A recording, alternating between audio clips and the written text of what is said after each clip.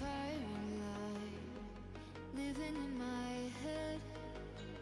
Sun came in, I'll close the blinds, could feel it in the air. This is just a waste of time, no one really cares.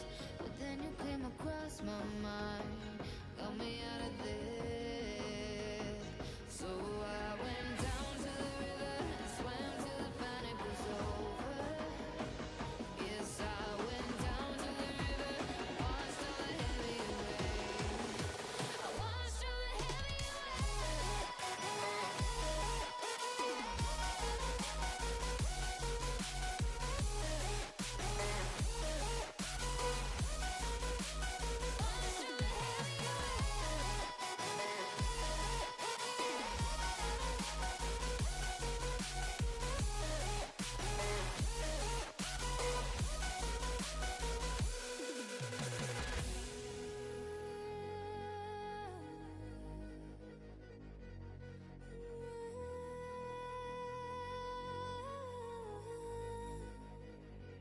feeling all the noise in here, it's becoming ache. Pull me into calm and deep, and take me out to the waves. Cause I feel like a waste of space, breathing in the air. But you hold me like I might just break, like you want me there. So I went down to the river and swam till the panic was over. Yes, I went down to the river, watched all the heavy rain. I watched all the heavy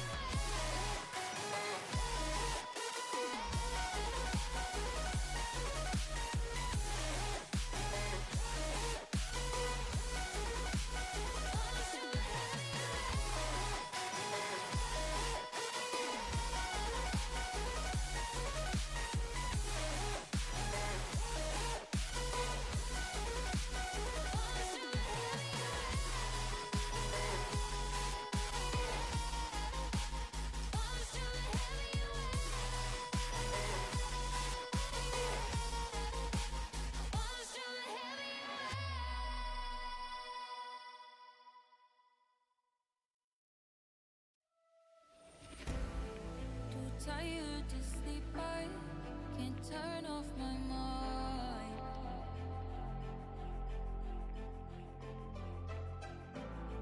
When all of your problems lay right next to mine, and the green paint, the white sheets, this house we built for you and me. I can't help but repeat the best dreams and we hoped would be reality. But now I know the answer why I toss and turn like it's my fight or flight, like looking up at the sky. And there is so much more than meets the eye. And you said your life was black and blue, by keeping all the pain inside of you. I felt I wasn't enough. How can I call it hate if it's not love? If it's not love.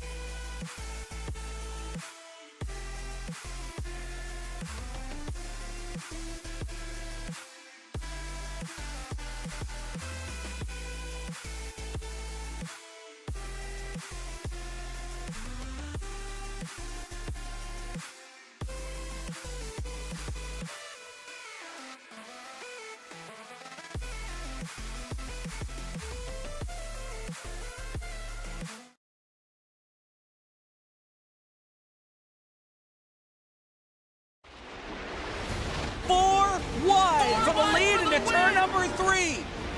Coming to the line. Who's going to get it done? Green flag, we're racing. Get your foot in. 3 wide. He got it. He's got it. He's got it. Get there. No. Kansas is going to win. Wow.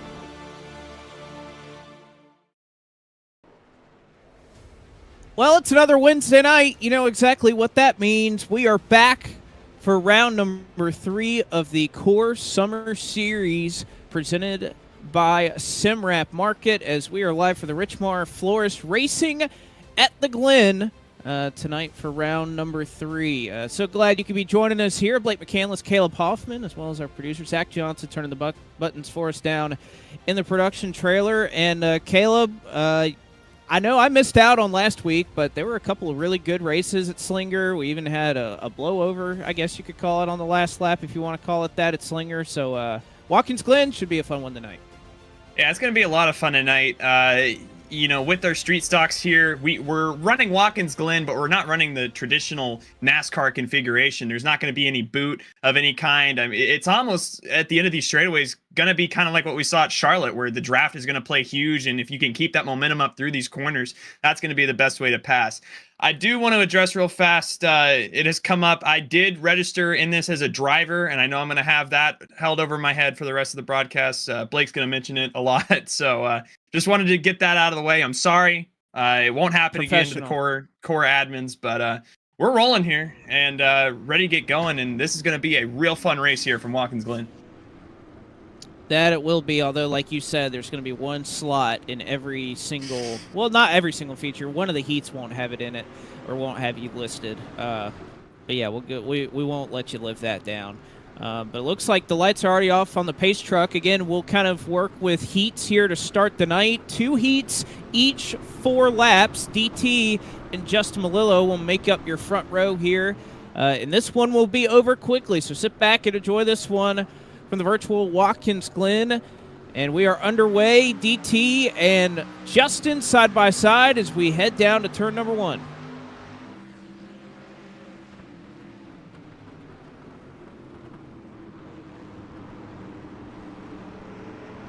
Oh, one car way out of line. Entirely missed turn 1. That was into Brennan Poole. They're spinning. Brennan Poole's in the wall. Case Kallenbach back up the racetrack. No caution, though, because it's a heat. That's going to be big for Brennan Poole.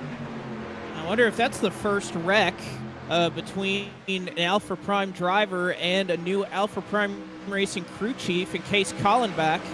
But we will keep it green for these heats. Again, 4 laps is all that we'll be running. I was going to mention that Travis Brown entirely missed the corner in turn 1. You see, they do not take the bus stop here, so they'll go full speed, nearly 120 miles an hour into this long right-hand chicane.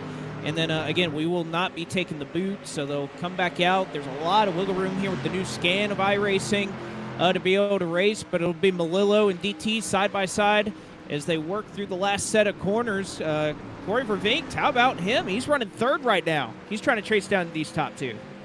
Malillo getting to the outside of DT as they get into the final corner. Vervinkt all the way to the inside of Malillo. He'll make contact, have to get out of the throttle. That'll back him up to Pardis. Here comes Wes Graham as well down the front straightaway. Yeah, he hit Malillo in the worst spot in the corner to potentially do it, backed him up. He's going to have to try and regroup and tries to do so. About a car length or 2, maybe call it back from your top 2 runners, DT and Justin Malillo. You can see no, there are no limits to where you can put this car.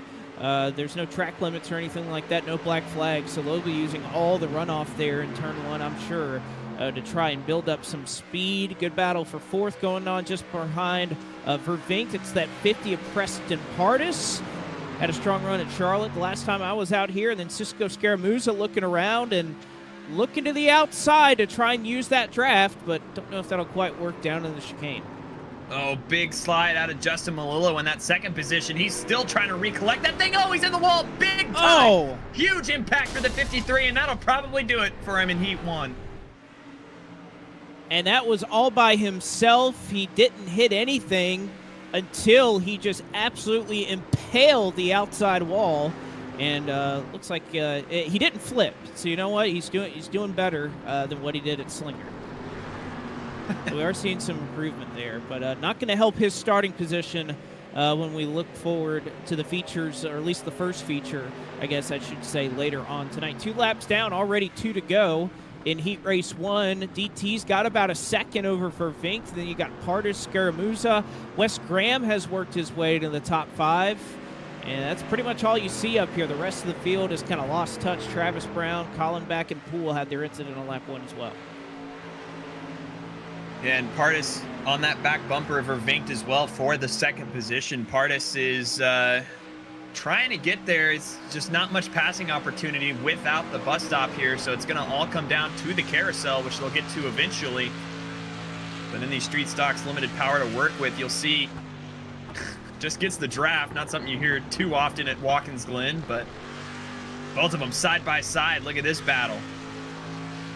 Oh, Vervinkt, you can see how sideways they are already in the carousel. I can't imagine what it'll be like later on tonight when we get some longer feature races going, because these drivers already starting to slide those rear tires as Pardis gets up into second. It'll be fellow co-workers at iRacing and Scaramuza and Vervinkt that go side by side, and looks like Cisco might be able to take that outside line. Corey just about washes up into him. Oh. Wes Graham, he might hit the barrels. He just misses it, keeps it going straight. White flag in the air. And DT trying to hang on and secure himself the Messer Media Pole Award for the first feature later on tonight. And we'll see if Pardis has anything for him right now. That gap about 1.5 seconds, give or take. But DT looks like he's going to be smooth sailing through the S's for the final time in heat number 1. Everybody kind of just off in their own little bubble. We'll see if anybody down this backstretch can get anything going. Social distancing like it's 2020 again. I guess you could presume that. It's about 1.7 seconds that DT has over Preston Pardis at the moment. And Scaramuza looked like he was going to be within spitting distance of Pardis to try and make a move. It doesn't look like that'll be the case, although Pardis goes way wide in the carousel, loses a ton of time, so there might be a battle for second. You can see Scaramuza going to have to fend off Vervinkt and Wes Graham as well. Let's open the door at the very least, heading into the final set of corners, down to 3/10 for Scaramuza, trying to get through. Right now, I think Cisco just went a little wide. It's going to be smooth sailing for Pardis as well. So all 4 laps, leading it flag to flag, will be Davin. Wins the first of our heats. Pardis, Scaramuza, Vervinkt, and Wes Graham make up your top 5. Still have a couple of drivers that are left across the line. Travis Brown just did so. And then Case Collenbach looks like he'll cross in 7th, albeit with a very mangled race car. And that'll leave Brennan Poole, the last driver, on the lead lap. And Justin Malillo, who has gone back out on the racetrack, did take a fast repair, but has scored a lap down, so he'll finish up in the 9th spot. And a fun race. We saw some fatalities there, hoping that's a clean heat number 2 coming right up after this. So that'll wrap up heat number 1 for the Richmar Florist Racing at the Glen here for Core. Again, DT, your winner in heat 1. And let's see if we can't get a better look at the FTF.GG starting grid here to start heat race number 2 before they turn them loose. Again, they're kind of starting right before the start-finish line and gridding up pretty quickly. So it'll be Keenan Kuzin, Arrow, the 03 that'll line up first. Ryan Vargas will start second. It'll be Gabe Wood, the 04 that starts third. Justin Champagne, fresh off a strong run at Charlotte a couple of weeks ago. He'll go from 4th. It'll be Gary Owen 5th. Herman Rice in 6th. 7th will be Robert Dorman. And then lined up in the 8th position, you're going to see scrolling across the top of your ticker throughout the duration of this race, is our fellow broadcaster who doesn't know how to not register in 8th, and then Jonathan Cadell in 9th. Yeah, again, I've already addressed these allegations. We'll learn next time, but still, we saw in heat number 1 that the starts of these things, even with only 9 cars, I guess 8 cars, can get crazy. We'll hope that everybody can get through it cleanly, but looking at some of the names here, you know, last week we had some tempers boiling at the end of that one, and a few of those drivers in this race, namely, you see Gabe Wood, Justin Champagne, I believe both of which are in that points battle. Vargas in this as well. So, again, another fun one coming up. Travis Brown has spoken after his thrilling 6th place run. He said, quote, what that blank is wrong with me? Why am I so bad? So we'll see if he can figure that out.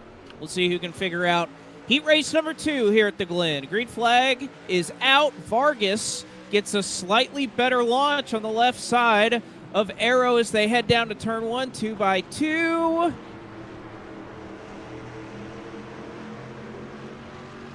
Couple go way wide, but it looks like a little cleaner than that last group. Yeah, it did. And I mean, you can see everybody fanning out with that runoff area. Gabe Wood trying to get to the back bumper of Vargas. He's down to the inside of him. I don't know quite how he did that, but he's going to have the draft of Arrow right in front of him. He's still going to be coming with a run side by side for the lead down the backstretch. Here comes Gabe Wood, shot out of a cannon.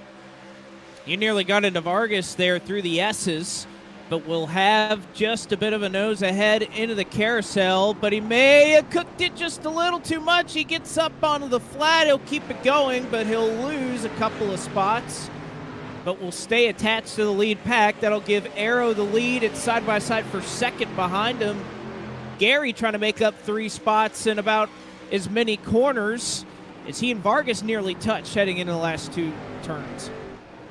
And Goen cooks it just a little bit. That'll give Vargas the advantage going into the last corner, but Goen's going to come back, make a little contact with the 23. That'll send Vargas a little bit wide, and they'll still be side by side. Coming down the front stretch, don't count out Justin Champagne right behind them. And enough contact to throw them off their line, but these street stocks, they can take a little bit of contact in sliding around here. Is Gary, my goodness, he cooks turn 1. He almost hits the tire barrier. And that's going to give Vargas probably the preferred line here through the S's. Meanwhile, this is allowing Arrow to just continue to drive away as they still are side by side. Finally, Vargas able to get by for second. Now Champagne and Gabe Wood trying to recover, going to try to go on by. Look at this train forming on the backstretch. Ooh, Champagne barely clear of going. That was a risky move. Again, going into the carousel. 2 groups of 2 just together. Vargas, Gabe Wood looking to the inside. Champagne trying to get this spot back. The carousel is going to be the trouble spot. These cars are so sideways. As you can see, Gary trying to hang on to it. He's able to do so. But, man, these cars are just leaning on the left rear. We don't say that too often. But the carousel, if these drivers are already hanging out this much on lap 2, I can only imagine what it's going to be on laps 3 and 4. As you see, the 04 Gabe Wood goes up into 3rd. So everybody single file for now. Who's that sliding in the background? That's Jonathan Cadell trying to stay attached to these leaders. It's 6 cars in this heat through 2 laps that still are within striking distance of Arrow, who lost a little bit of his lead to Ryan Vargas that time. And Vargas, if he has clean racetrack like he does, he's going to be smooth sailing, and he's going to try to get this interval down right now just above half a second. Gabe Wood about a half a second back as well on Vargas, so hoping to compress this top 3 a little bit as we come to the white flag, which will be displayed on the other end of the speedway.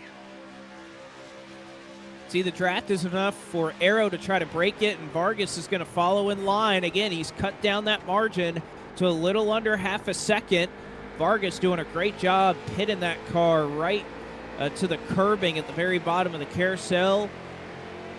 You can see he's got his eyes set. He's made up nearly half of the margin that he faced a lap ago. 2 more corners to try and set himself up for a move, perhaps into turn 1 with the white flag. He's also bringing along Gabe Wood and Justin Champagne with him. So this race, this heat, not over, as Arrow will try to repeat what DT was able to do in the last heat. White flag, can he lead all 4 laps? That margin down to just under half a second. We'll see going into turn number 1.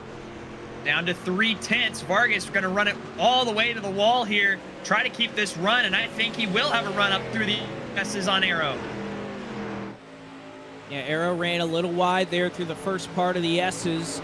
Vargas looked a little bit smoother. Meanwhile, Gabe Wood didn't get off the turn 1 so well, so he lost a little bit of time to your top 2.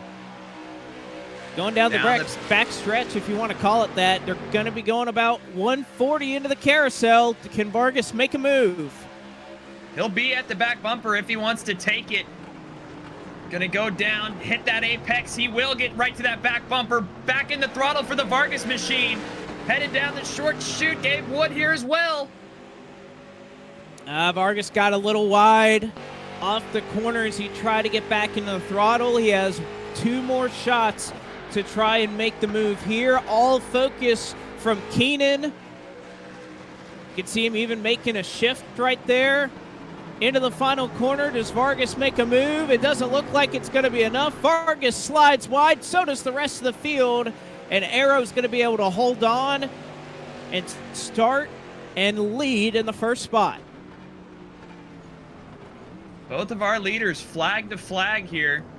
Hopefully not a sign of things to come, but lots of chaos behind. You see Gabe Wood in the wall, big time behind him.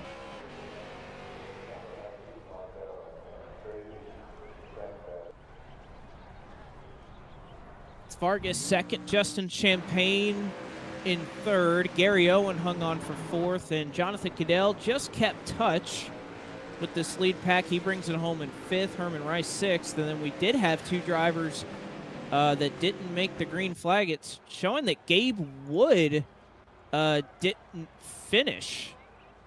So I don't know what that's all about. Did he wreck off the last corner or something? Yeah, he hit the wall and destroyed it. Wow. All right, yeah. He was well in position to get third. And, yeah, you're right. He just hit the wall and, yeah, he couldn't move. He was in the throttle. And it didn't matter. These things will happen in big-time core racing. That it will. So that gets our heats out of the way. We look forward to 2 feature races, the first of which will be 10 laps in length. The second will be 18 laps, but this is how they'll line up on the FTF GG starting grid for the first of our 2 features tonight. And again, on the Messer Media Pole Award is Drive Through, who won our first heat. He goes from first, and Arrow, who just took down a win in the second heat, will go from the second position. Preston Pardis will start from third in the number 50. Ryan Vargas in fourth. Cisco Scaramuza in fifth. Justin Champagne sixth. Going from seventh tonight will be Corey Vervinkt. Gary Owen will be lined up eighth. Wes Graham in ninth, and Jonathan Cadell will go from the 10th spot, Caleb. Yeah, looking on back, you'll have Travis Brown in 11th, Herman Reese in 12th, Case Collenbach 13th, Gabe Wood in 14th after that horrendous last lap wreck. Brennan Poole 15th, Robert Dorman starting from the 16th position. Justin Malillo will round out our field in 17th. So that's how they'll line up to start this first feature, the Core Summer Series presented by SimWrap Market. I want to thank all of our partners for jumping on board with us here throughout this summer series. FTFGG, Messer Media for sponsoring the Pole Award. Gabe Wood, who paid for this and apparently paid to stuff his street stock into the wall off the final corner when he had a free top 3 finish in a heat. But, yeah, he didn't do that. And then Richmar Flores for sponsoring this race tonight. And, of course, SimWrapMarket.com for being the presenting sponsor here for this season.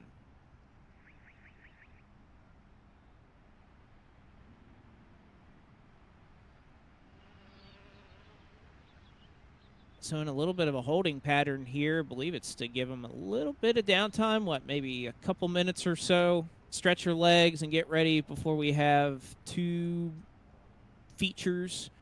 Let's see if maybe we can pull in one of our winners. We just saw DT and Arrow kind of win their respective races. See if we can't try to pull one of them in here and get a quick word before we get going. I think we got one of them. DT, we got you. Hello. Hello. How are you doing tonight, fine sir? Good. It's good to hear from y'all. It's rare I get to come back in the booth. So you won your first race. You started on pole. How we feeling about maybe trying to get a core victory tonight at Watkins Glen? Yeah, I'm really happy the random draw heat gods played in my favor. I got dead ass last week at Slinger, and they put me on pole for the heat, and I held on. I'm worried about some of these guys. I know P Money especially is going to be crazy fast. I think as long as I can hold him off and stay out of trouble, as long as I don't Melillo it in the carousel, we might have a shot here. So you said you're worried about a couple of these guys. Is there anybody you're worried about, like, just wrecking you? Only if they can get to me. I'd only really be worried about the 38. He's got a bit of a body count after last week. Everyone else, I think I've wrecked more people than I've been wrecked this season. Caleb, you got anything for our special guest? I mean, he's been looking mighty impressive so far. I mean, I know a lot of testing went in. Do you think it's giving you an advantage of any sort here? The extra laps under your belt? I did like 6 laps just to set the gearing, so if that's an advantage, then that'd be pretty impressive. But yeah, I don't think so. I actually used the whole hour of practice before the race, and it felt really good about it. Don't let him lie to you. He ran an entire Road to Pro mock race just for tonight. Yeah, I put 5 hours shift in yesterday, actually. Oh man. Well, we'll let you get back going because we're about to roll off here. But best of luck, and who knows, maybe we could talk to you again after this thing's done. I hope so. Gonna be one drive through Blake McCandless. All right, thank you. You know, I just want to hear real quick from somebody. He said he was terrible in the first. Well, we're rolling. Maybe we'll let him. We'll wait until he wrecks, and then we'll talk to him after. Yeah, we'll talk to him after the sport ender and whatever lap that comes. Talking about the driver starting 11th in the 01, not the driver that's listed as starting 18th, which would be our very own Caleb Hoffman. Wow, But dude. a short pace lap. Going to get us going here again. It is the DT that is on the Messer Media pole to get us started here for our first of 2 features tonight here in court. Green flag is out, and 17 street stocks are ready to take on this road course. Is hopefully we don't have any issues with shifting down into turn 1. And Arrow may try to take the lead on the outside. DT slips up, and he is able to take the top spot. And once again, fanning out once they get here, side by side between Vargas and Arrow.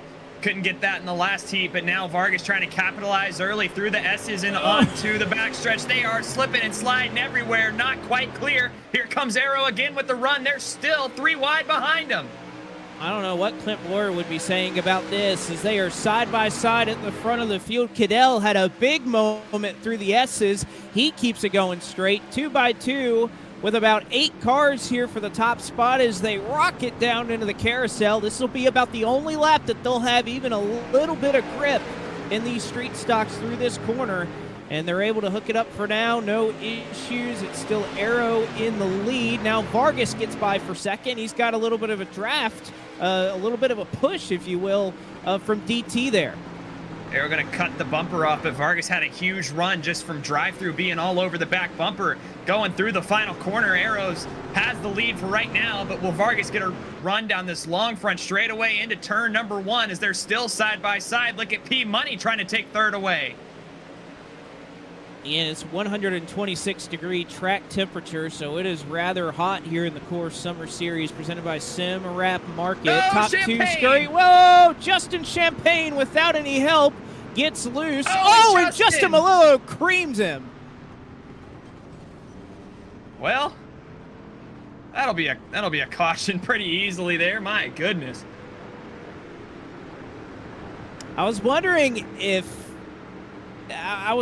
we were going to get a yellow. Again, it is a road course. We're a little spread out. We did leave the possibility open that a caution could be thrown. But it looks like that was enough for Melillo, who just came in about a minute later and just T-boned Justin Champagne. Let's see. He may have had a little bit of help there from Wes Graham. And pow, right in the kisser. And that's one that's going to be hard to come back from. It's been a tough start for Justin Malillo, who had that horrendous wreck in the carousel, and now we'll go on board with him to see what he saw as Justin Champagne went around. And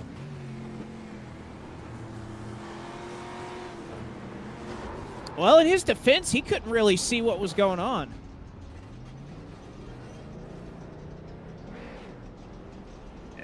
yeah, I mean, visibility is super low in these street stocks, and especially when you're all packed up like this.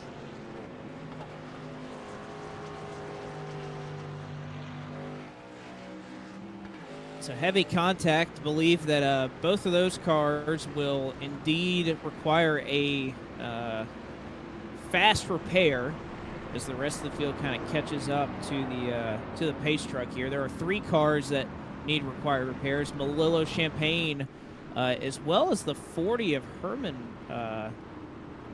Rice. I'm not sure exactly what he hit or where he hit, if he was a part of that incident or not.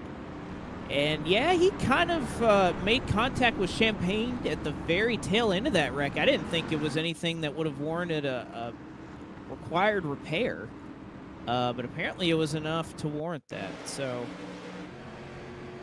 take one more look at it. Yeah, this is the 40 car again. He's back in 15th.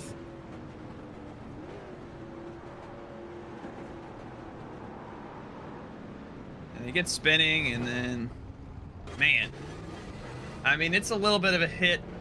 You're right. I would have thought that would have maybe accrued an optional, maybe not a required, but that's enough contact for damage, but for required damage, it seemed a little bit of an easy hit to be tagged with that much damage. So slowed down by the first caution flag here in this one. We mentioned a couple drivers that came down pit road. They'll get service or at least get a fast repair and get back out there. And I believe we'll get the 1 to go signal next time. So I don't know. It'll be what, 6 laps when we get back going green that they'll still have. So still a little bit longer than what we saw in the heats. I was wondering if anybody was going to come down and pit, Caleb, because we've seen 1 or 2 laps on tires here, and it's a bit of a handful, and we are going to have some Jonathan Cadell's going to come down, and he's going to pit. And we'll see. It's a good experiment to see if he's able to carve through the field at all. I mean, because, yeah, you have mentioned a few times, we've seen it in both heats, is after, 3 or 4 laps especially, there's almost just no grip to be found on the racetrack. So we'll see how this pays off for Cadell. Is going to come down, and looks like he'll take 4. But, I mean, we had a heck of a battle for the lead going on before that caution came out between Arrow and Vargas. But now you're going to have Pardis in this mix. Drive-Thru is going to be back in it, our Heat 1 winner. So lots of fast cars up here inside your top 5. And we're going to re-rack them and stack them and have another shot to do it all over again. Are we going to choose? I think we're going to choose. It's going to be near the boot is what I'm hearing, that there will be a choose, so we won't go single file. That's core, baby. Yeah, it should be around here. Get the Been Crazy Classic choose in this time. First time we've chosen tonight. Yeah, Ben's having a moment trying to explain this. I'm a big fan of the not taking the bus stop here tonight. So here we go. See, this is where they choose. This is where the choose is set up. The curbing right here. If you go to the right, you stay to the right. And if you go to the left, well, you get to start on the left. I think that's probably a proper way to call it. It may be the inside or outside heading into turn 1. But we've seen a couple of times, I think, through the heats that we had and even the initial start of the race, that being on that left side where Vargas is, you would traditionally think of Watkins Glen, that's the second position. That hasn't been a terrible spot for a lot of these initial starts of the race. So, I don't know. If you're Ryan Vargas, I think you may be in a good spot here. Seeing that outside lane work. See how it pays off for him. Arrow's going to be the control car coming to the restart. Who gives the bigger shove here from DT and Pardis? See you can. Flagman will start us once again. Even launch through your front 2 rows. As we are back going, 6 laps to go here at the Glen. Travis Brown ducking out of line, looking 3 wide. Cadell also brought it home through the middle. He's got the fresh tires further on back. Everybody scatters around. Vargas still hanging on to the lead, and indeed he'll have it through the S's. Makes contact with Jonathan Cadell, gets him up in the wall, and that's going to impede his progress big time. They were 4 wide coming to turn number 1 and somehow figured it out. Meanwhile, back up at the front, we have 4 cars right under a blanket. Pardis is pushing Arrow, who's pushing your leader, Vargas. And here comes Pardis with a run now with help from DT. Trying to get into the carousel. Can he get past Arrow for second? This has been tough to see those cars on the outside. Pardis looks like he doesn't go too far that time. He's sliding as he's back into the gas. Vargas will have the lead off the corner. They look 3 wide. Is it going to be 4 here? Does Gary make it 4? Somebody's in the grass, and that is DT trying to make a move 3 wide for second. Oh, and he's going to get clear of Pardis, but a crossover coming back from the 50 machine. They're still side by side with Arrow. Here comes Goen trying to put his name up into the mix. Arrow's clear. DT, he chops the nose off coming down the front straightaway, and now they're stacked up again trying to get back to the leader in the 23. I would add DT to my Christmas card list if I were Arrow right there, because he cut across the nose. DT gave him a spot, and now he'll give him a shove down into 1 as 3 cars all shove each other wide. Arrow, DT, Pardis, kind of a part of that train. Caution flag will be out. Robert Dorman spins. Gabe Wood spins as well. I don't know how we had 4 cars from that. Gabe Wood just got destroyed way after the fact. Robert Dorman, he nearly hit one of the officials. It's standing right there. My goodness, what an impact. Justin Melillo involved as well. Is about a 5-car incident. And Travis is cackling like a I don't know, he's cackling right now.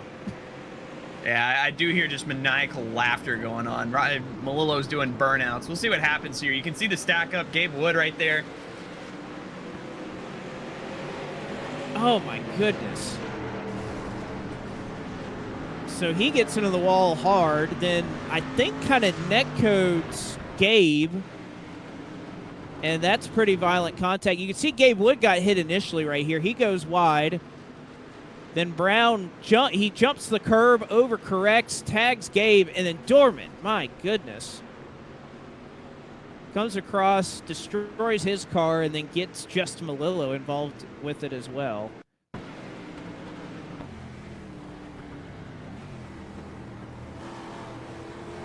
It's from the vantage point of Justin Melillo.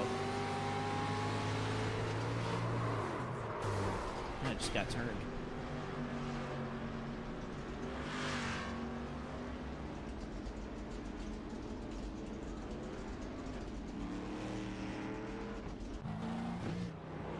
As that 53 came to a rest, he's back up to speed right now, and see who comes down for faster pairs, but got to imagine a few of the cars involved there should be among them.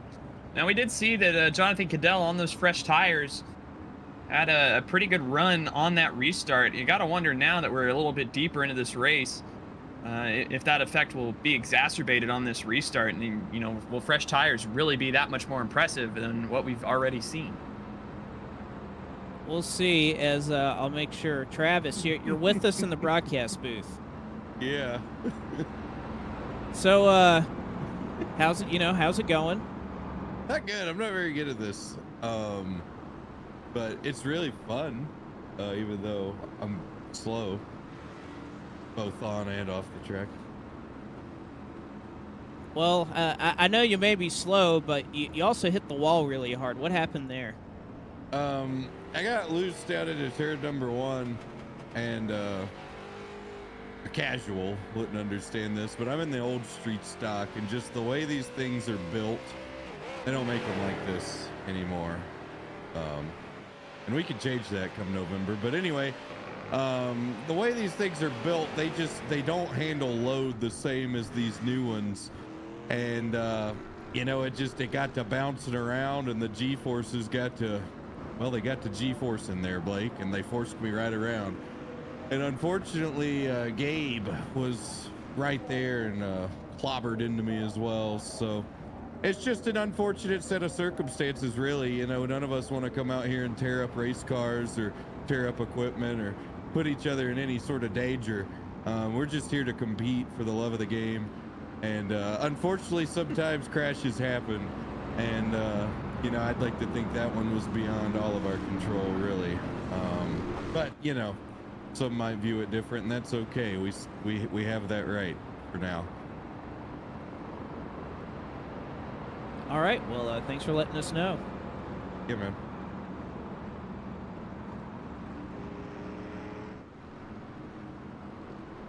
All right. That is Travis Brown, ladies and gentlemen. Yeah, you can hear the laughter. I mean, I'm glad everybody's having fun. It looks like a really fun race. I wish I could participate, but looking around. I mean, you could. You're signed up. If you wanted to just drive right now, you could. Be a little in-race reporter action going on FTF. Yeah. Or we could have me do it, because then I'd have a shot to win. Wow. Well, we took you out of competition for a reason and put you up here, so race has been a lot better that way, I'd say. Top 5 right now: Vargas, Arrow, Goen, DT, and Corey Vervinkt as they come to the choose. And once again, I mean, these have been some really good battles between Arrow and Vargas. Both of these drivers trying everything they can, and Arrow's got a core win under the belt at Long Beach last year. Vargas trying to show that road racing prowess, though, and look at the second row, Goen and DT both trying to usurp that from him.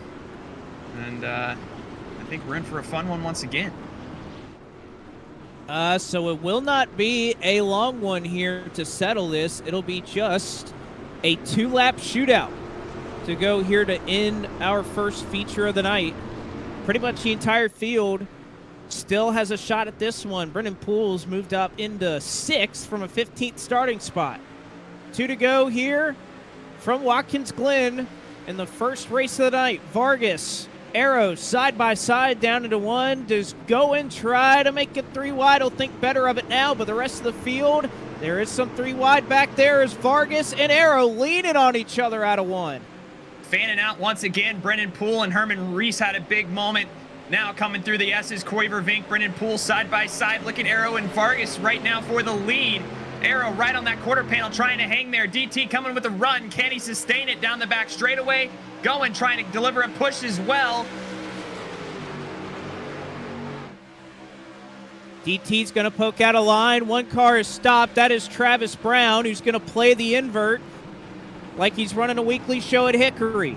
Through the carousel, DT goes a bit wide. Arrow's going to have a big run off the corner. He is going to clear for second as DT nearly runs wide. He's nearly into the ARCA barrier. Man.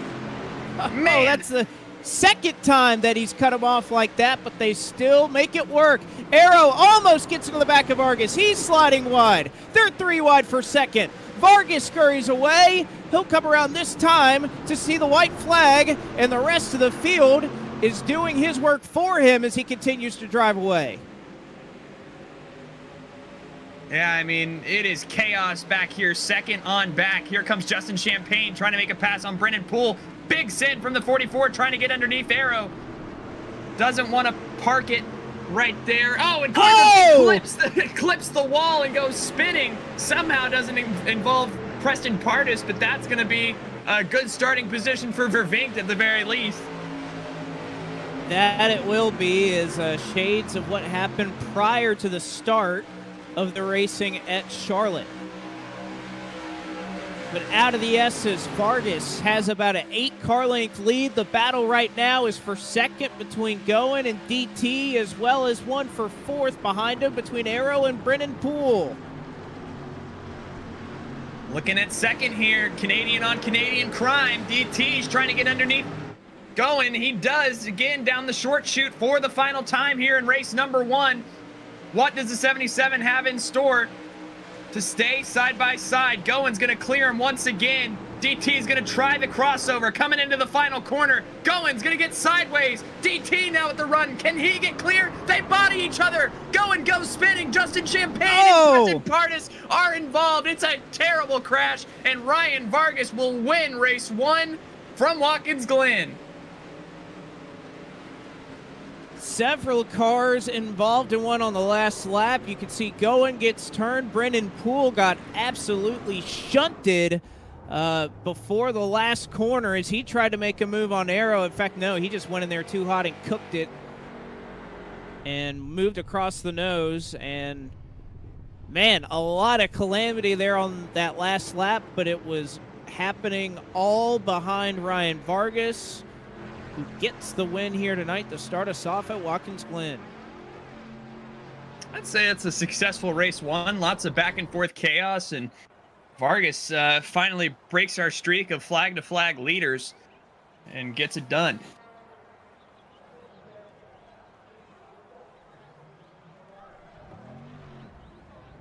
Let's take a look at how they finished. Vargas finishes first. Cornelius got the best of that battle for second. Justin Champagne, barely talked about him in this race. He ends up third. Keenan Kusin falls back to fourth, just behind that 38. Jonathan Cadell, who was sideways a couple of times in the S's, is able to rebound for a fifth-place finish. You have Les Graham in sixth, Francisco Scaramuzza in seventh, Gabe Wood eighth, Preston Pardis ninth, Justin Malillo 7.2 seconds behind the rest of the field, brings it home in the 10th spot. Case Collenbach will come home 11th. Gary Owen, after that spin, will come home 12th, and he's got one to pay back to DT there. Herman Reese in 13th. Brennan Poole, 14th. Travis Brown, your last car on the lead lap, 30 seconds behind in 15th. And then rounding out your field is Corey Vervinkt and Robert Dorman in 16th and 17th.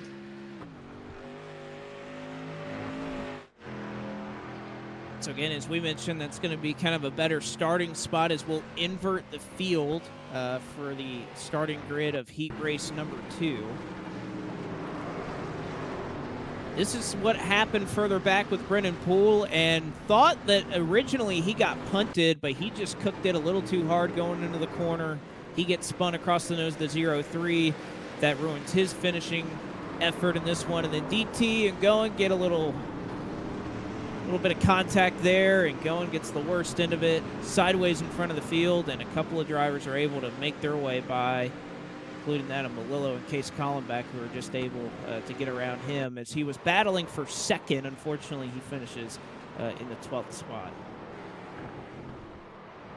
And, Travis takes a little bit of a ride down there. Gets it back going. I'm pretty sure, like you said, just playing the invert here, he'll start very well in race number 2 coming up here shortly, as we have drivers doing practice laps. All right, we'll let them warm up here for the second race. We may even talk to a finisher or two, perhaps our winner for the feature race on the other side of this break. You're watching the Core Summer Series presented by Sim Wrap Market. We'll be back.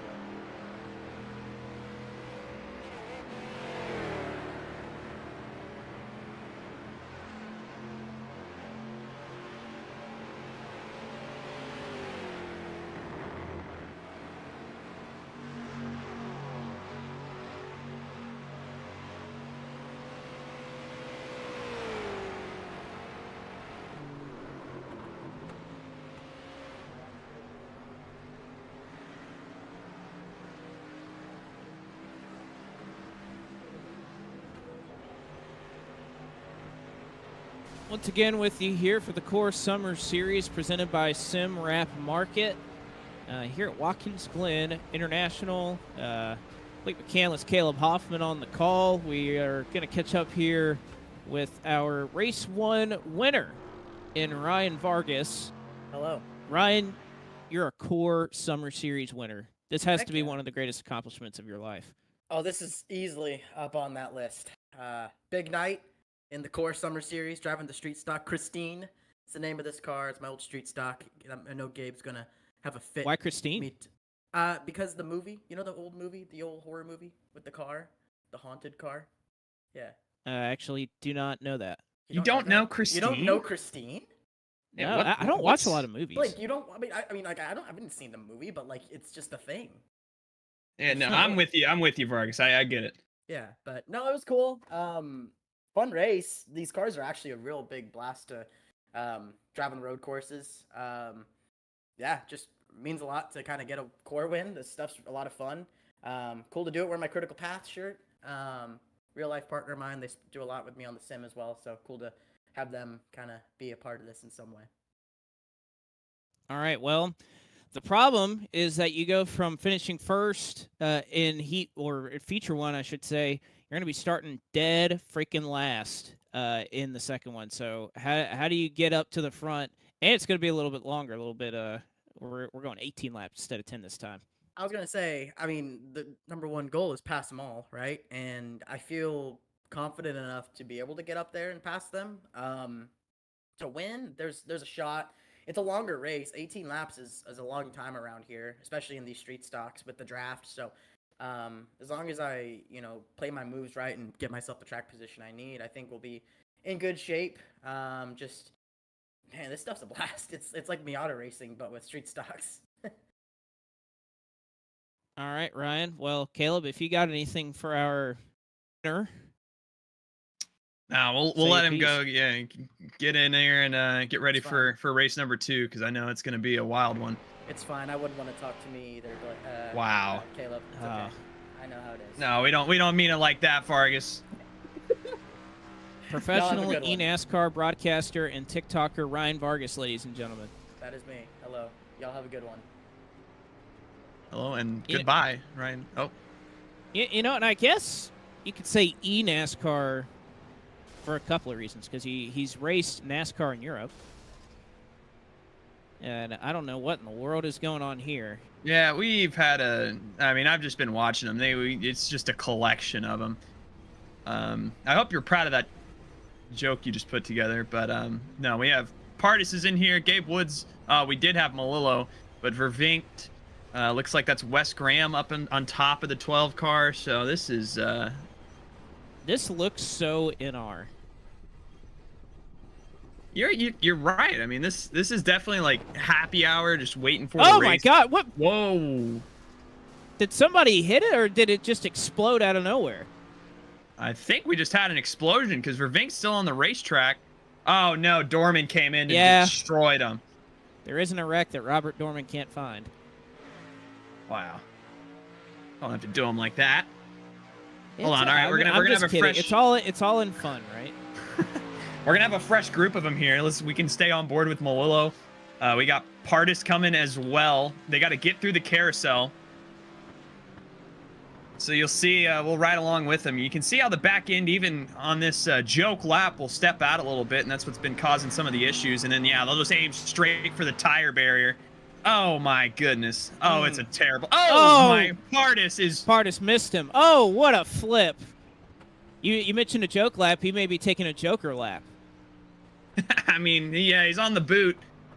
You know... Wouldn't that add something to this race? The Joker laps? You have to do the boot once? Yeah, because it's you're not cutting the course. You have to go way longer. Wouldn't that add if you had to take one lap around the boot? We gotta bring that up to Race Control Benjamin in the future. That'll be a future core segment for season 7. Benjamin is in this Discord channel with us, but one, I think he's trying to get everybody onto the FTF GG starting grid, and 2, I think he also wants to punch us if we bring this idea to light, because that'll be a lot for him to try, and that's more work for him. and he already, he already gets paid a ton of money. I think he makes about at least 6 times what we're making up here in the broadcast booth. So Wow. you maybe afford to make a mark for a Joker lap or something. Yeah, we can bring it up in the next competition meeting, but either way, race 2, I mean, Vargas mentioned it, 18 laps. I mean, that's going to feel like an eternity. We've done 2 4-lap races and now a 10-lap race. So all night long equals the distance that we're about to do in this one single race by itself. So I don't know if tire conservation is really going to come into play with how strong the draft has been, but it definitely helps. Robert Dorman is pulling a Brad Keselowski. Oh. He is supposed to be the leader, and he is pulling off, taking an EOL. As it'll be, well, officially in iRacing, it is Caleb Hoffman who will win the Messer Media Pole Award, but instead it should be Robert Dorman, who just went to the end of longest line.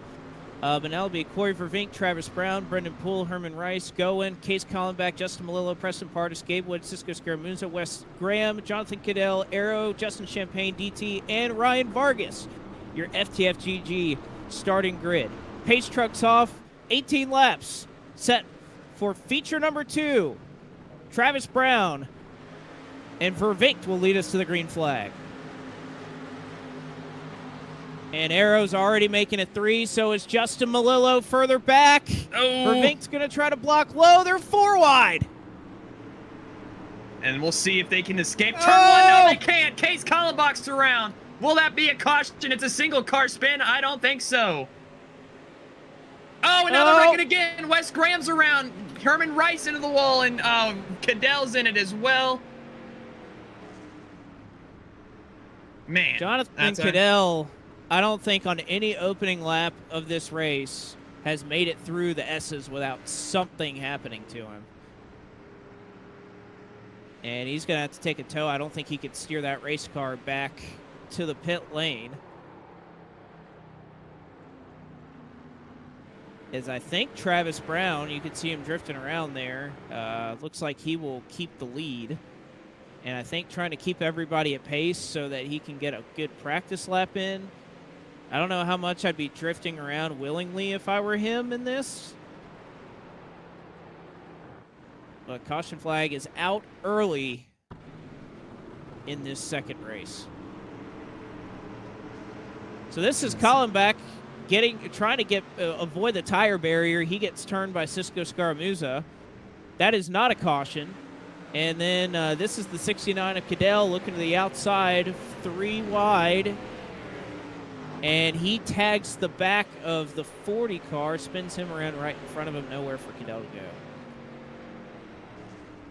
And you can see the front bumper ripped off that car and starts bouncing everywhere. We'll go on board with Cadell here. You can see Reese, just has to get out of the throttle. And like you said, nowhere for Cadell to go. That bumper goes flying, and somehow those 2 are the only ones involved. But either way, it'll put us under our first caution flag of race number 2. This has been a tough one to get through. Tougher than I thought. I didn't think it would, the racing would be quite like this. We've seen lots of slipping and sliding around, and I think that's made it so much fun. You only have the 3 or 4 passing zones on this entire racetrack, because every other point on it, you're full throttle, basically. You have the carousel, you have the final set of corners, and then you have turn number 1, and that's really about it. All right, this is part of what I am dubbing the Jacob Hits update here on the broadcast. This is typically the segment where he would be updating everybody if he were here about how the Phillies are doing. And they lost today. They lost to the Minnesota Twins 5-4. And, I would say that's a good thing if our friend Rusty was here, but he has not shown up for core yet. So, we're not going to brag on the Twins here. Rusty, if you're watching, we miss you and your presence here every week. God rest your soul. And, the Twins with a big win over the Phillies. Jacob would go and just rip off every sport result of the day. But luckily, this is core, so we don't have to do that. Because we keep it pretty concise. Again, we're already coming to complete lap number 2, which will leave us with 16 to go. So not going to be a lot of messing around. We'll get through turns number 1. Look who has the lead here. Hold on. Yeah, it's the same guy that I was talking about leading before before he caught the pace car. That is Travis Brown. Well, I know he mentioned on his Twitter that he would make some changes here for race number 2, and we'll leave it at that. But yeah, it looks like so far it's. I know we've only gotten through like one set of corners, but looks like it's paying off so far. Look at 3rd place Brennan Poole up here as well. I haven't had a lot of time to talk about our point standings coming into tonight, but Brennan Poole right there in that 3rd position is 3rd in points and is really your only championship contender that's within even the top 5. Preston Pardis, who's 2nd in points, is back in 7th, and your points leader in Justin Champagne coming into tonight is running all the way back in 12th. So they're going to have to get on the gas pedal a little bit quicker here and try to make something happen on this restart and get back up towards the front if they want to keep their standings intact. Again, that is not counting the results of race 1. Those will be tallied at the end of the night. Of course, it was Vargas who was 8th coming into tonight, but had a pretty good distance and 50 points to try and make up. So this is going to go a long way towards helping him with that endeavor. You have Champagne, who has 2 wins, Preston Pardis, and then Frisch was able to pick up a win at Slinger last week, but is doing important testing tonight rather than running in core. Yeah. I don't know what could be more important than core, but yeah, I know he's already heard his fair share of flack for not being here tonight, but good luck to Frisch. Hope it works out for him. All right, Travis Brown, Corey Vervinkt, your top 2. This time by, it'll be 15 to go. And Vervinkt, as I don't know why the leader keeps choosing the right side. We have seen the leader almost every time on that left side take the top spot, and Vervinkt is able to do the same thing here. And he will take the lead, a career run for Corey Vervinkt. Yeah, it's been a great run for him so far. Going in 3rd, Brennan Poole, Justin Malillo, and Gabe Wood are side by side a little further behind. Fishtail for the number 53. Malillo, he'll slice the nose off of Gabe Wood. And they come down the backstretch and hopefully don't get all strung out. See Malillo suck up to the back end of the 44 and see if they can get anywhere going into the carousel. The most organized we've looked so far heading down into the carousel is Goen makes a late dive on Brown, but he's not able to get down to the inside. Malillo now having to fend off a challenge from the 0-4 of Gabe Wood. And Vervinkt off the corner, able to hold the lead for now. But Goen is the one who has the run, trying to make a move for 2nd. Side by side still. Going on, trying to make this right side work. He's down on the inside of this corner. He'll get clear of the Travis Brown machine. Oh, Gabe Wood hard into the wall. He destroys his car. Caution is out. DT gets tagged in it as well, as it was Gabe Wood and Malillo. I believe Gabe may have hit the curbing on the inside of the final corner and just darts across the nose of Justin Malillo before impounding the outside safer barrier. Yeah, that was pretty tough there for Gabe Wood, and several contenders have damage. You mentioned drive-through. Arrow's car is completely killed. And watch this once again. He paid for this, by the way.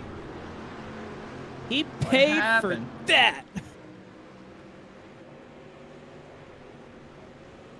And comes to a rest right there. You see that's where Arrow gets the damage. Vargas somehow gets through that. DT.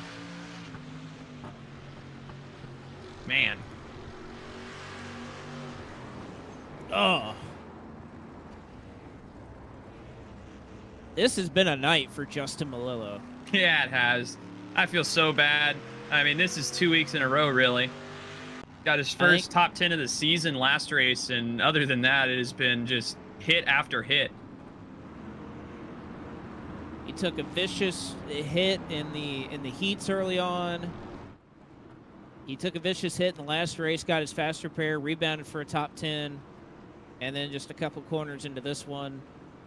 Pretty much, I mean, there was nothing he could do there. That was, I think, Gabe trying to bite off more than he could chew there into that last corner.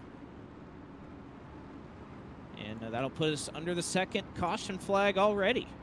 So we talked about a longer race. Well, it's longer, but we have not been able to see a whole lot of green flag racing yet, but it has left Corey Vervinkt in the lead for now in his Trans Am. Talk about the different templates and paint schemes that these drivers have. He's got a Trans Am template there. Doesn't look too bad. And lots of sporty paint schemes, and again, I know we bring it up pretty often, but lots of really good-looking cars that are put in by, lots of time and effort put into making these cars look good, and then showing up and having just fantastic racing. And without all the time and effort going in, Core wouldn't be half of what it is. So, got to be thankful for everybody for showing up and taking so much time out of their evenings to come out here every Wednesday night and put on the best league on the service. I mean, I know drivers that haven't slept in 3 days because they have been testing and practicing for this race tonight. Yeah, the dedication is unmatched.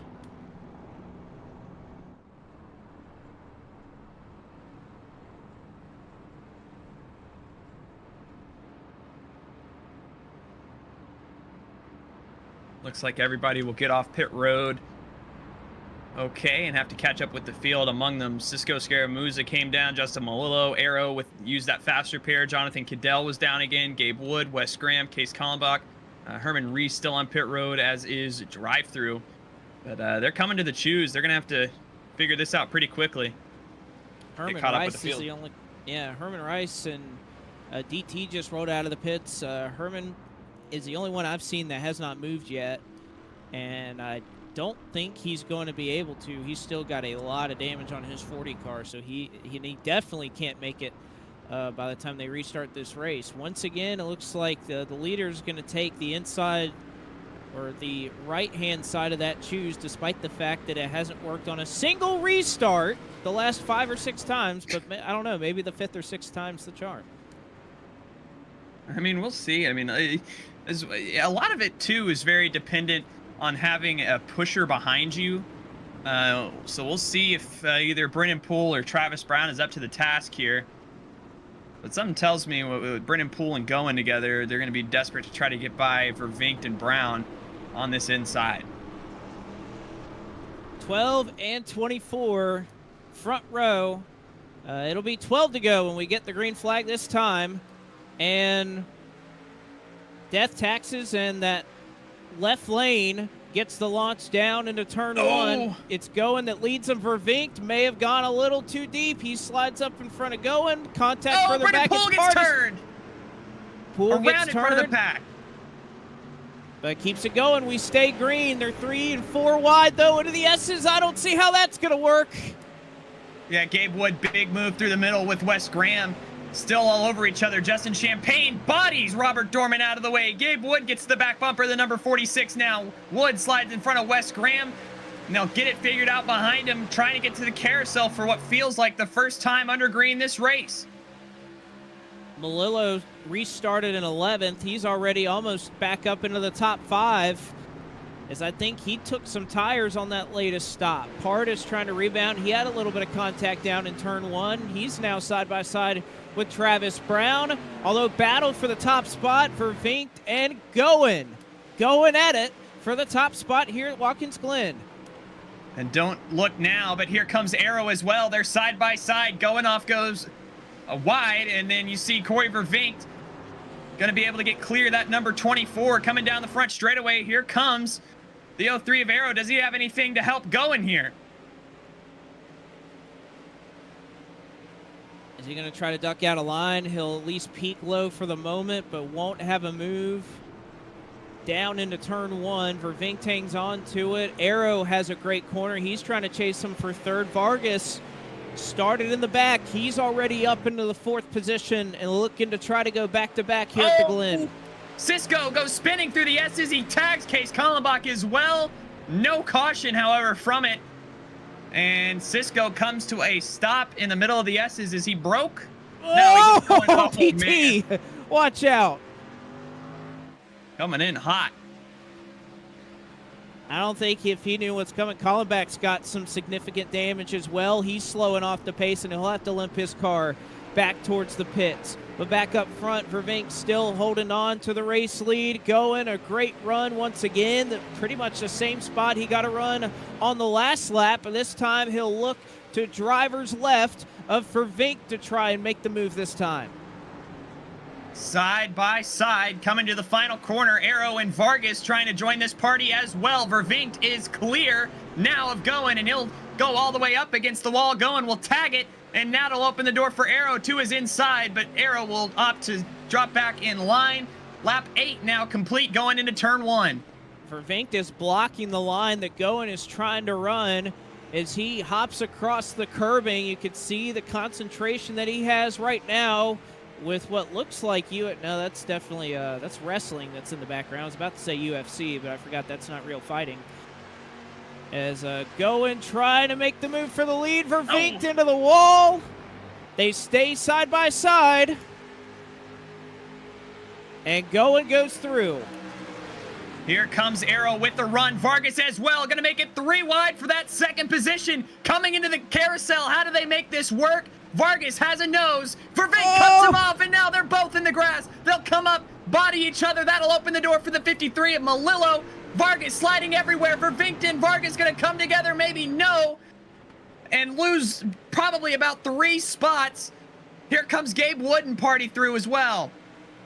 I don't know how Vargas held on to that, but he's somehow able to make it work, but he lost a couple of spots in doing so. Goen able to escape with the lead. Now it's Justin Melillo who's up into the second spot. Pardis also is not out of the fight yet, and Gabe Wood, the 04 car, up into the 4th position. 9 laps to go. It's getting good at the front, and it's getting good for second on back as well. Yeah, Pardis all over Melillo. We talked about how tough it had been for Melillo. How big would it be for him to hold on to a second place finish here? Oh no, he's in the grass. Pardis is going to get turned off the nose of Gabe Wood in front of the field as they fly up through the S's.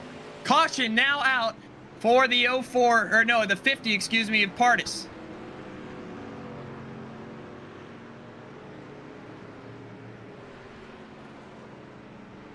We've seen a lot of instances tonight where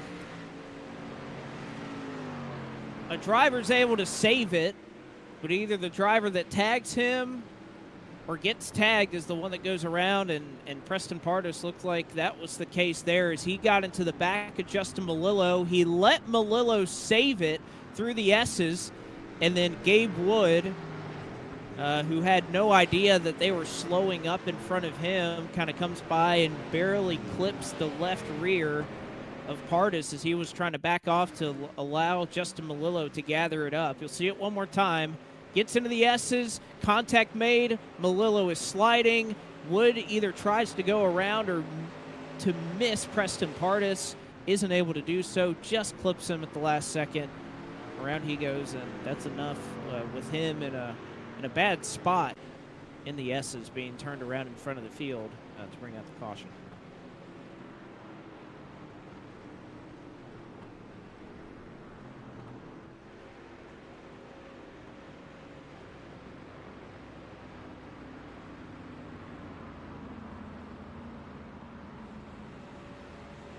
Gotta wonder, now that we've had a couple of laps, we see a lot of drivers struggling, who's going to come down and pit here? Yeah, we've seen it pay off. Justin Melillo has already worked his way up to the second position. Looking on back, Gabe Wood, Ryan Vargas, both of those guys started near the back. Corey Vervinkt as well. Let's see if we can talk to somebody here. How about the catalyst of that yellow? And in third place right now, Gabe, you got a copy? Yeah, what's up? Well, you killed Preston Pardis there, but you came out on the flip side. You're running third right now. How's that car feeling? Feels good. Yeah, I hate it because Preston and I, Justin, Preston and I were going to work together to get back to Gary, and he booped Justin going into the S's, and then I was going to like go wide because I thought Justin was going to wreck, and then P-Money checked up, and I just got into him. But no, we're feeling pretty good. Might actually have a chance to do something crazy and stupid here. We'll see. I mean, we are coming down to the final few laps of this thing. Yeah, and we know you've seen your fair share of big wrecks here, so I know you're not scared to take it here. Do you got really a plan here on this restart on how you're going to try to take both these top two spots away from Malillo and Goen? No, honestly, no. Okay, sorry, I was wondering if Justin was going to pit from second here. But no, I'm just going to race these guys. Justin's actually got some really good speed. He finished 10th the last race, but he didn't deserve to finish there. And then I feel bad because, I took Justin out early in this race. Actually, same group of people. I saw Preston coming to my inside, and I kind of gave him a little bit of room, and I ended up coming up into Justin, so I felt bad about that. I've just been kind of a weapon tonight, I guess. Well, either way, weapon or not, you're in pouncing distance here with 7 laps to go from Watkins Glen, so we'll let you get ready for the choose and prepare for this restart. And again, I got a question for you. Oh, okay. Go on, Blake. Go on.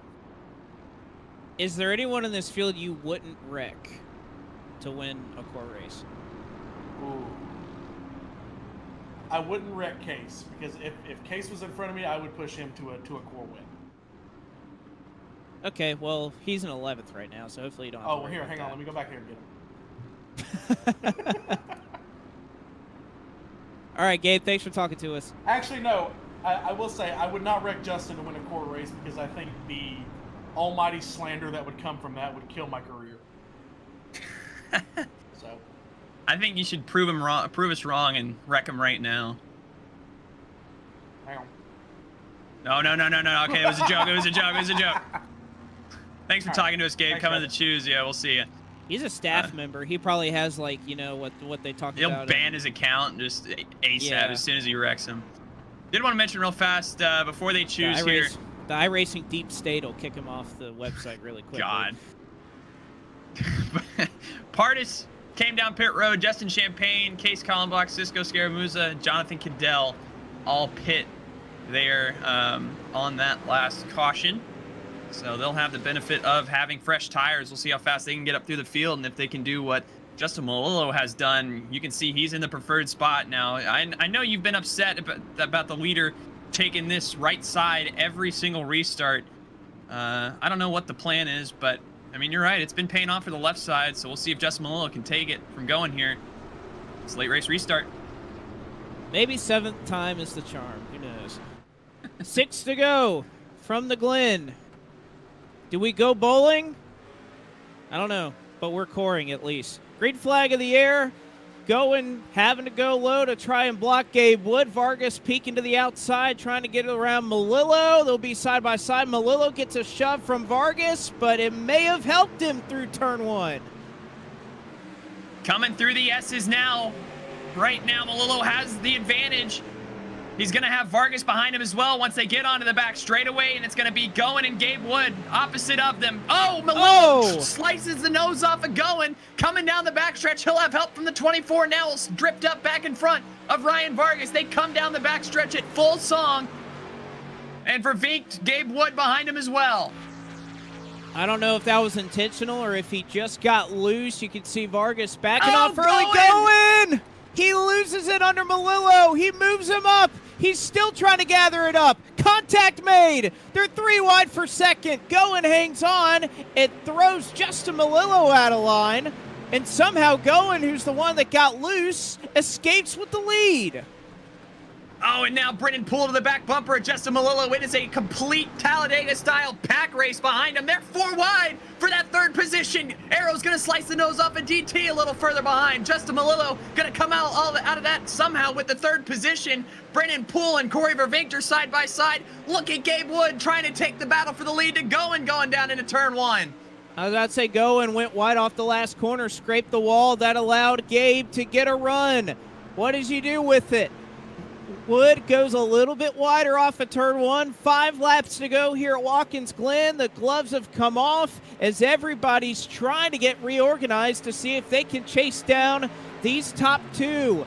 Melillo back up in the 3rd after what looked like he may have fallen back to the 6th or 7th position, but I'm sure he is hungry to get back up here. Absolutely. Coming down into the carousel now. Gabe Wood's going to have a nose for Gary Owen. Get down in there. Hope nobody sends it wide like we've seen. Looks like Gowen's going to leave the inside open just a tad. Justin Melillo going to make up some big time. Gabe Wood trying to get to the back bumper of the 24. Melillo and Vervink side by side for 3rd behind him. Yeah, I was about to say if Vervink was going to push Justin, it may help both of them, but with Vervink making this move, he's got to make it quick if he doesn't want to lose touch with the top 2. Melillo gets a little bit loose behind him, but for now, looks like everything's A-okay as Gabe Wood trying to match the pace that Gowen has right now. 4 laps to go. The gap from 1st to 2nd. Did it stretch? Indeed it did. About 2/10 that Gowen picked up over the rest of the field there. As Brendan Poole, what a move for 3rd. Melillo sideways into 1. He gets into Vargas. They all save it, but they lose a ton of ground. And Melillo trying to gather it back up. His shot to win tonight might be over after that. Through the S's, look who got through that. It's DT and Arrow, both of your heat winners, who are now just going at it full blast down the back straightaway, trying to work to get to this top 3 in Corey Vervinkt and Gabe Wood. I mean, right now they don't quite have touch, but a few good laps that they can string together, they might just get there in time. They need these drivers up here to start racing each other pretty hard if they want a shot to get back. Gabe Wood this lap has made up a little bit of ground over Gowen. You can see that gap. It was about 4.5 at the line that last time. It was just about 3/10 there on our ticker. So Gabe Wood making up some ground, but also don't write off Corey Vervinkt, who has continued to reel in both of your top 2 over the course of this lap. Well, as soon as you said that, he actually fishtailed a little bit. Caution is out. Justin Melillo spun in the middle of the racetrack.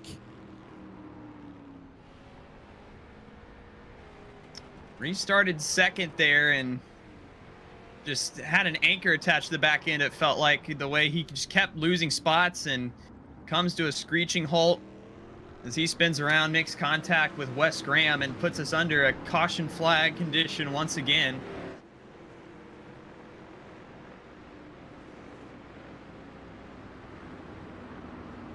That is tough for Justin. Had a real shot to try and contend for the win, get shoved out of the way, and as soon as he fell back, it didn't get any easier. As that was what happened with Preston Pardis prior to that. That kind of started the string of bad luck there from Melillo. This is him and Vargas getting together in turn 1. Vargas slides, Poole gets sideways.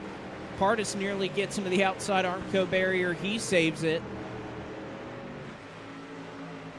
And then it's not until the final set of corners for Justin Melillo where it all goes awry as he gets a little bit wide, didn't have any help, gets back to the gas, and unfortunately goes around right in the middle of the racetrack. Nowhere for Wes Graham to go. You can see that's the bumper cover for him that's kind of flapping around in the final corner. Oh, and Travis Brown has some damage too. He's barely able to get that car turned. And I don't think that, I'm not sure if that happened under green. Yeah, take a look at see. He has a meatball. What happened to Travis? Yeah, he tagged Wes Graham in the midst of that wreck. You could barely see it. And I don't even know if he actually hit him or if it was netcode, but he definitely got a piece of it. I didn't even notice it on the replay. All right, so Melillo gets turned. There's Graham. Wow, yeah, and that was enough to, you see he's not able to turn that car. So kind of out of sight and out of mind, Travis Brown gets tagged, and it's enough to pretty much destroy that race car. He needs a fast repair to get back going. Once again, we'll have some action on pit road. Not usually something we'll say here during the Core Summer Series, but Cadell will come back down again. Wes Graham, obviously Malillo, Case Kallenbach, and Travis Brown, who we just saw, has to use the fast repair as well. So that'll leave your top 5 being Goen and Gabe Wood, who look to pick up where they left off. Corey Vervinkt, Drive Through, and Arrow as your top 5. Some notable names outside of it. You have Brennan Poole right there, Ryan Vargas, Preston Pardis in 6th, 7th, and 8th. Justin Champagne, your points leader, coming into the night in 9th right now, and then Cisco rounding out your top 10. So still lots to be decided here in Core Overtime.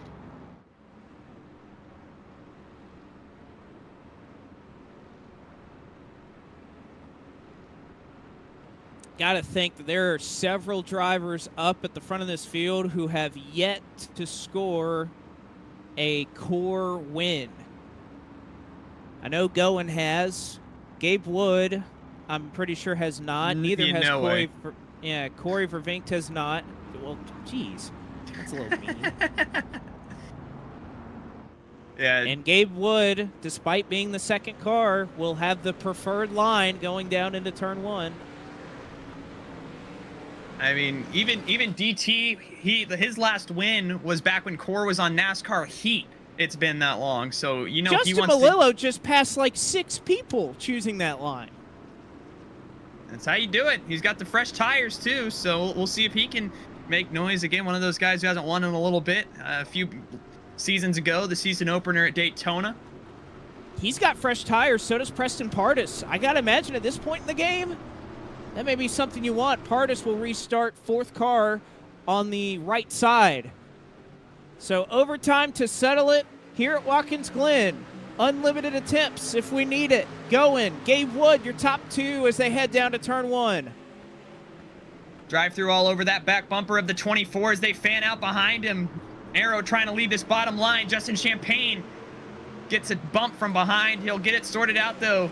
Side by side, look at Gabe Wood trying to take this lead away through the S's. He'll get clear the 24, and now DT all over the back bumper of Goen will try to give him a shove down the backstretch to take it back. So Gabe Wood into the lead, looking for his first career win in Core. Goen with a run down to the inside. The 2 behind him are hooked up.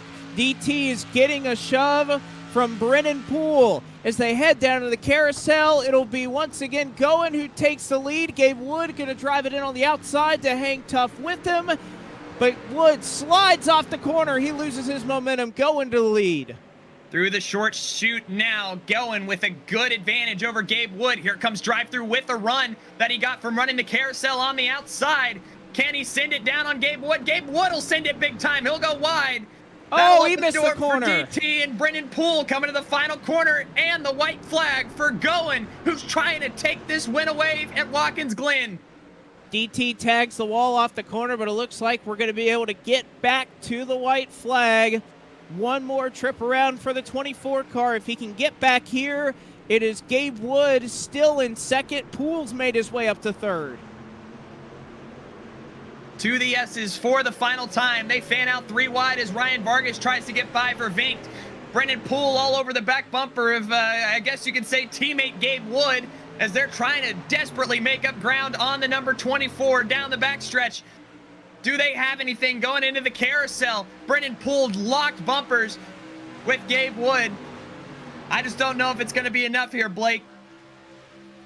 Doesn't look like it would. We'll throw a block for a moment, but Poole is going to have the position looking to the inside of the carousel, although he gets awfully loose underneath Gabe Wood. This is all happening in a battle for second that is roughly a 1.5 seconds behind your race leader in Gary Owen, who looks to have no challenge if he can just put together 2 more final corners here at Watkins Glen tonight. Contact for second. Poole gets shoved out wide with Gabe Wood, but it's not going to be enough for either of them to catch Gary Owen, who will win the second feature race in the Core Summer Series at the Glen. Gabe Wood is going to hang on for second as the whole field crashes behind them.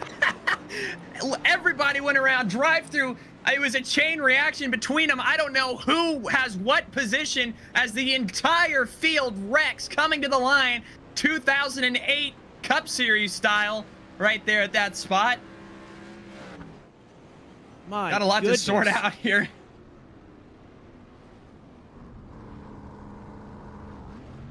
Man. Cisco Scaramuzza was 13th entering the final corner. He finished 4th. That is how big that wreck was. Oh, my Lord.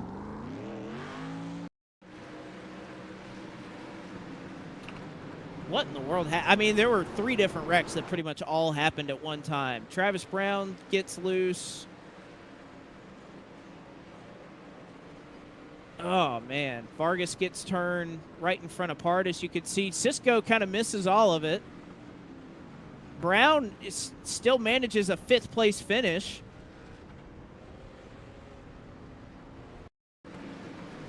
I think it was DT that was kind of the first one that went around way in front of the field. Yeah, Pardis, and Vervinkt kind of all got together off the final corner. Vargas gets tagged. And, I mean, literally, Cisco is the only driver that got through that. Yeah, that's the definition of a track blocker there.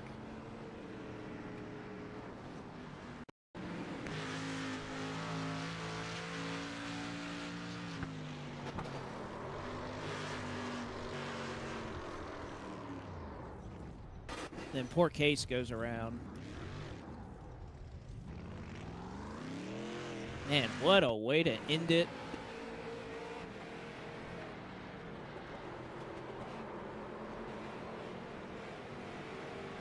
This is Travis Brown drifting through the final corner. Again, looks like he lost a number of spots, but then he gets tagged a couple times, but he kept his foot in it. And if it wasn't for Cisco, who made it through all of that, he may have had a 4th place finish. Had a shot there, and there was definitely lots of shakeup as a result of it. We can take a look here with the results, but what a way to end it, like you said. Gary Owen was comfortable out front with all the chaos happening behind him. He gets the 2nd win tonight. Gabe Wood, I have to imagine this is probably a career best 2nd place finish for him. Brennan Poole 3rd. Cisco Scaramuzza, we talked about the fact he pretty much missed everything en route to a 4th place finish. Travis Brown rounded out the top 5. Justin Champagne escaped with the 6th place finish through all that carnage. Davin Cornelius in 7th. Ryan Vargas, your race 1 winner, settles for 8th here in the 2nd feature of the night. Jonathan Cadell 9th. Robert Dorman made it through with the quarter panel numbers and all to round out the top 10. And then these are all victims of that track blocker at the end. Preston Pardis in 11th, Arrow in 12th, Justin Malillo 13th, Wes Graham in 14th, Corey Vervinkt in the 15th position, Case Kallenbach 16th, and then Herman Reese 17th rounds out your field 5 laps down. See if we can't catch up with our race winner, Gary Owen, who ends up getting the job done. And geez, Gary, walk us through that last couple of laps. So that was crazy. You and Gabe had a great battle there. Oh, that was probably one of the more stressful races in Core. I mean, it was, first of all, nice to finally win outside of Daytona, but shout out to Gabe. He kept it as clean as he possibly could. I've always had great clean battles with him, so I wanted to make sure if we were ever fighting for a win, it was as clean as it could be. But I mean, he didn't make it easy, but we got clear, and they just started racing really hard behind us, and that was just the recipe to get away. As long as you can get out of that draft, you're obviously in pretty good shape, and they just kept on fighting and just basically gave a walk-off win for me on that final couple of laps. So you're finally able to get the job done. When we take a look at kind of how everything is shaping up here in the point standings, you're 48 points out coming into the night. But this win, I imagine it'll help you make up a lot of that ground. Yeah, it'll help. We've had some really good runs. Like last week, we were, P5 until Davin got in the back of me, turned me around. Tonight, we had contact with Davin again there in the first race. going for second. So that would have been nice to have those two back. But obviously the win will certainly help ease the pain on that one a little bit. All right, Gary. Well, again, thanks for talking to us, and congratulations on being a core winner in the Summer Series tonight at Watkins Glen. Thank you very much. Hope you guys enjoyed. You know, I did enjoy that race. There was a lot going on. And we talked to him before the break. Let's see if Caleb can catch up with him after the break. Yeah, we're here with Gabe Wood. You're a second-place finisher. Now, we were speculating that this is your career best core finish. I mean, I believe so, and to the best of my recollection here. But talk us through. I mean, you weren't involved in the track blocker that happened behind you, but that awesome battle with going to the checkered flag. Yeah, I think this is my first core podium too. I think I finished 4th at the wild race that Fly Guy almost won at Talladega last year. Yeah. But no, it was fun. I don't know. I don't know how to shift in these things, and I was getting my ass kicked all night on by Gary, especially. Gary just got off the corner down the backstretch and off the carousel, and he was just able to leg me out. And I knew on the restart if I got around him, I could at least try and hold him off. But again, coming up through the S's, I just couldn't get through the gears, and he got a big run on me. And I guess I kind of started overdriving it, and I let Brennan catch me. But then that was just a hell of a battle between he and I, racing for second. Yeah, I mean, we saw you side by side throwing haymakers at each other, especially through the carousel that final time. So this should be a good points day at the very least for you. Next week, I'm interested to see what your thoughts are on our next challenge when we take all these street stocks out to the Kansas Speedway in what should be a super fun event out there next Wednesday night. I think that's going to be pretty fun. I think that's going to be a lot more fun than Charlotte. Well, you got the grip strip up top, maybe, depending on how these things drive. At Kansas, it's a little bit tighter corners. I think it'll produce some really good racing. I think the top side will come in a lot more than at Charlotte. I don't know. It'll be fun. Well, we'll hope to be talking to you at the end of that thing like we are right now. So congratulations on the first career podium. We'll leave an asterisk by it because we can't confirm it. But yeah, pretty sure first career podium for you. And again, hopefully we're talking to you after Kansas next week. Can I thank somebody real quick? Yeah, go ahead. No. Okay. Thanks. Okay, I'll just leave, I guess. Thanks, Blake. Yeah, you can thank him. Our real life Xfinity sponsor, Eclipse Claims Consulting, they hopped on board for I guess the rest of the year with me, sponsor my racing stuff. So I'd like to thank them guys for coming on board. Really allowed me to buy some stuff, to upgrade some stuff on iRacing, and I think it's turning out for the best so far. I got a new set of pedals, so but I'd like to thank them guys, and thanks to Brennan Poole for ruining our great photo at the very end by just turning me across the line. Thanks, guys. That is Gabe Wood. Thanks for talking to him, and we'll go back to you, Blake. Well, speaking of Brendan Poole, let's see if we can't get an immediate reaction. We just heard from Gabe that you, quote, ruined y'all's picture coming to the line. How do you take that accusation?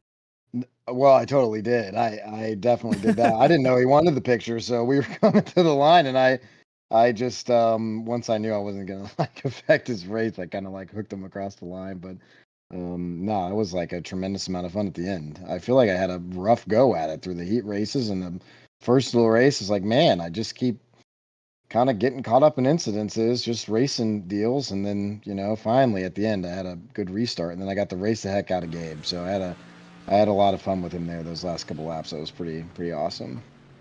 Talk about this combo. I know this was pretty unique, bringing these street stocks to a road course, but it looked like you could slide them around. You could make a lot of contact. It looked like it was pretty fun.